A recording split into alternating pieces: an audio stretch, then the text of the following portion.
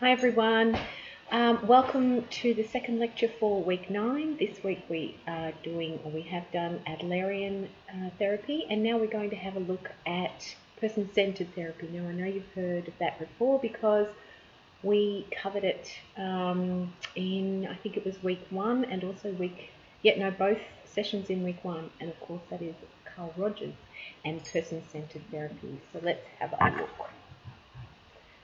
Make myself small. So person-centered therapy, just a very quick recap, however, of our previous lecture. So what is Adlerian therapy? So we talked about Adlerian therapy being a short, sort of supposedly going to be, short-lived kind of therapy. It's solution-focused. It's more about, looking at the positives, but he also uses some ideas that Freud had just in regards to issues and how they might come up. So repression in terms of feeling inferior and how that might be affecting you in the current day. It came from, where did it come from there? It came from Alfred Adler, who was an early psychotherapist.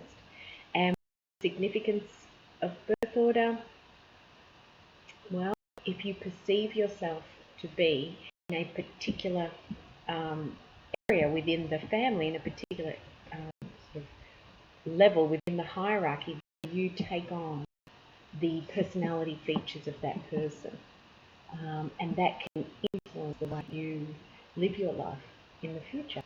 So if you have any questions about that, make sure that you bring them up in your tutorial. Okay. Today we're centered therapy. So we're going to look at Carl Rogers. He's kind of the father of therapy. He sort of moved away from the lengthy, very involved sense of rehashing your past. He's the first one to say, well, if we stay with me, then maybe better than that as well.